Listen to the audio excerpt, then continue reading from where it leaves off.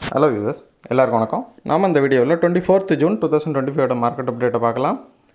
அப்புறம் ஸ்டாக்ஸில் இதெல்லாம் டாப் கெயினிங்ஸ், இதெல்லாம் டாப் லூசர்ஸ், எஃப்ஐசிடிஎஸ் இவங்கெல்லாம் வந்து எவ்வளோ க்ரோர்ஸ்க்கு ஸ்டாக்ஸை பை அண்ட் செல் பண்ணியிருக்காங்க எல்லா டீட்டெயில்ஸும் வந்து வீடியோவில் பார்க்குறோம். ஃபஸ்ட் அந்த மார்க்கெட் அப்டேட்டை பார்த்துடலாம். நிஃப்டி பார்த்திங்கன்னா ஒரு 72 பாயிண்ட் வந்து ரேலியாக இருந்துச்சு. இஸ்ரேலுக்கும் ஈரானுக்கும் இடையில் வந்து சீஸ்ஃபயர் அக்ரிமெண்ட்டு வந்ததுனால அதோட எஃபெக்டில் பார்த்திங்கன்னா வேர்ல்டு மார்க்கெட் எல்லாமே ரொம்பவே பாசிட்டிவாக இருந்துச்சு. நம்ம மார்க்கெட் வந்து கொஞ்சமாக ரெக்கவரி ஆயிருந்துச்சு. இதோட இம்பேக்டில் பார்த்திங்கன்னா க்ரூடும் பார்த்திங்கன்னா ஒரு $3.78 வந்து ஒரு பேரலுக்கும் குறைஞ்சிருக்குது. ஒரு பேரல் க்ரூட் வந்து $66.74 வந்து ட்ரேட் ஆகிட்டு இருந்துச்சு. ஏறக்குறைய 5% வந்து மறுபடியும் க்ரூட் வந்து விழுந்திருக்குது. ஸோ இந்த எஃபெக்ட்னால் எல்லா வேர்ல்டு மார்க்கெட்டுமே வந்து வேர்ல்டில் இருக்கிற எல்லா மார்க்கெட்டுமே பார்த்திங்கன்னா ஓரளவு பாசிட்டிவ் மொமெண்டத்துக்கு வந்து வந்துருச்சு. எஃப்ஐஎஸும் பார்த்திங்கன்னா ரெண்டாவது கண்டினியூஸ் டேவை செல் பண்ணியிருந்தாங்க. 5266 கோடிக்கு வந்து செல் பண்ணியிருந்தாங்க. டிஎஸ் பார்த்திங்கன்னா ரெண்டாவது நாளாக பை பண்ணியிருந்தாங்க. 5209 கோடிக்கு வந்து பை பண்ணியிருக்கிறாங்க. ஸோ ரெண்டு பேருக்கு இடையில் ஒரு டஃப்பான காம்படிஷன் தான் பார்க்க முடிஞ்சிச்சு எஃப்ஐஎஸ்க்கும் டிஎஸ்க்கும். எஃப்ஐஎஸ் வந்து செல் பண்ண அளவுக்கு வந்து டிஎஸ் வந்து பை பண்ணியிருந்தாங்க. அப்புறம் டாப் கெய்னர்ஸில் பார்த்திங்கன்னா ஃபஸ்ட் வந்து ஜியோ ஃபினான்ஷியல் இருக்குது, ஒரு 7 பாயிண்ட் வந்து ரேலி ஆகிருக்குது.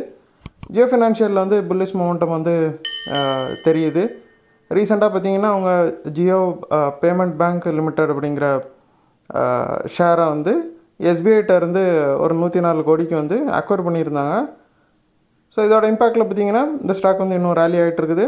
அப்புறம் அதானி போட்டு பார்த்திங்கன்னா ஒரு 34 பாயிண்ட் ரேலி ஆகி டாப் கெய்னர்ஸில் வந்து செகண்ட் இருக்குது. ஸோ இதுக்கு ரீசன் வந்து இஸ்ரேலுக்கு ஈரானுக்கு இடையில் உருவான அந்த சீஸ்ஃபயர் அக்ரிமெண்ட்டு தான். ஸோ அந்த ஏற்கனவே வந்து இஸ்ரேலில் வந்து இவங்களோட ஒரு போர்ட் இருக்குது. இந்த தாக்குதல்கள்னால அந்த போர்ட்டுக்கு எதுவும் பாதிப்பு ஏற்படும் அப்படிங்கிற ஒரு பயத்தில் தான் வந்து மார்க்கெட் வந்து இந்த ஸ்டாக் வந்து நிறையா விற்றுருந்தாங்க. ஸோ இப்போ பார்த்திங்கன்னா இந்த சீஸ்ஃபயர் அக்ரிமெண்ட் வந்து உருவானதுனால இந்த ஸ்டாக் வந்து கொஞ்சமாக ரேலி ஆகிருக்குது. அப்புறம் டாப் லூசஸில் பார்த்திங்கன்னா ஃபஸ்ட் வந்து ONGC இருக்குது, ஒரு 7 பாயிண்ட் வந்து விழுந்திருக்குது. ஸோ இந்த சீஸ்ஃபயர்னால பார்த்திங்கன்னா ஆயில் ப்ரைஸஸ் வந்து 2 கண்டினியூஸ் டேவாக பயங்கரமான அளவுக்கு விழுந்துட்டு இருக்கிறதுனால ONGCயோட ஸ்டாக் வந்து விழுந்திருக்குது. அப்புறம் டாப் லூசஸில் செகண்ட் பார்த்திங்கன்னா பவர் கிரிட் கார்ப் இருக்குது, ஒரு 4 பாயிண்ட் வந்து விழுந்திருக்குது. ரீசெண்டாக ஒரு சின்ன ரேலி இருந்துச்சு, அதில் வந்து ப்ராஃபிட் புக்கிங் நடந்திருக்குது. பவர் கிரிட் கார்ப்பில் பார்த்திங்கன்னா ரீசெண்டாக எப்போல்லாம் ரேலி வருதோ அப்போல்லாம் வந்து ஒரு ப்ராஃபிட் புக்கிங் போய்ட்டுருக்குது. ஸோ இந்த வீடியோவில் உங்களுக்கு கொடுத்த இன்ஃபர்மேஷன்ஸ் எல்லாம் கண்டிப்பாக ஹெல்ப்ஃபுல்லாக இருந்திருக்கும் நான் நம்புறேன்.